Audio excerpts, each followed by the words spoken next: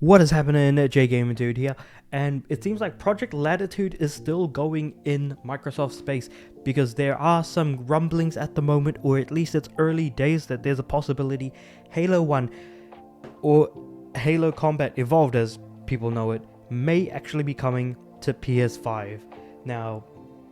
this is kind of moving towards a whole shift with multi-platform releases, and especially the idea of something called Project Latitude, which is Microsoft's internal project name, where they try to effectively tell Xbox, look, among all of your IP that you own that are all first party, there is no actual, how would you say it? There's no actual red line as to whether or not something can be considered as a multi-platform title, or what can be considered to be made into a multi-platform title. So effectively what they're looking to do is to remaster Halo 1, despite the fact that they kind of did that with the Anniversary Edition in the form of what we got, or what was released as part of the Master Chief Collection, interestingly enough. So there is a possibility, while it is early days in terms of the actual conversation, that this may join games like Sea of Thieves,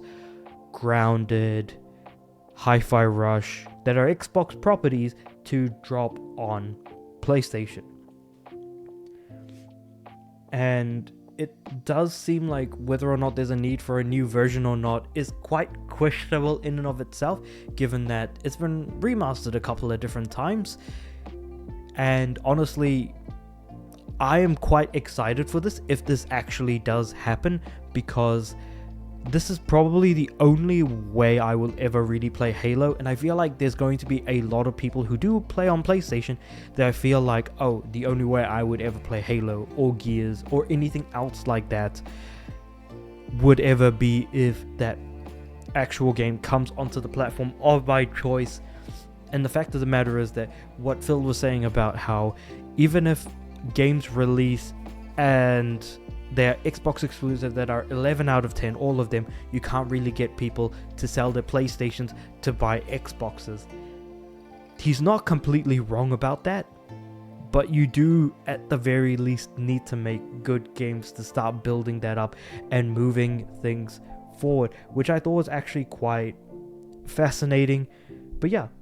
so effectively, looking down here, because I actually had the thing here. Here we go. So, the leaker Warren does note that it is early days for the remaster and its planned platforms are undecided at this point. The insider also commented on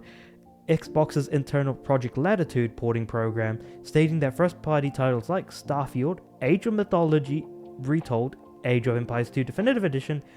Doom the Dark Ages, and Senua's Saga Hellblade 2 are under consideration for PS5 and other rival platforms. However, Warren mentions that Xbox's upcoming game showcase in June will largely focus on the company's exclusive games and likely won't acknowledge the multi-platform push.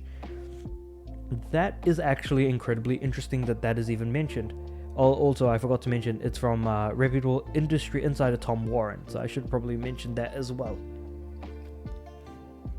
But yeah, beyond the potential landmark moment in the games industry where a Halo title could be natively sold on PlayStation, the existence of Halo Combat Evolved Remastered itself is puzzling,